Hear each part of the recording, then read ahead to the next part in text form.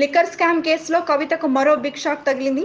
కస్టడీని court July 3 వరకు పొడిగించింది. కాగా అంతకుముందు కోర్టు హాల్లోకి వెళ్లే ముందు మీడియా ప్రతినిధులను చూసి జై తెలంగాణ, జై భారత్ నినాదాలు చేస్తూ లోనికి వెళ్లారు. భారీ భద్రత నడుమ ఆమెను ఢిల్లీ పోలీసులు కోర్టులో హాజరుపరిచారు.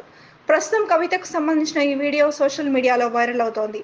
అయితే ఢిల్లీ మద్యం పాలసీ, మనీ లాండరింగ్ కేసులో కవిత జ్యుడిషియల్ రిమాండ్ జూలై 3 వరకు కోర్టు పొడిగించింది.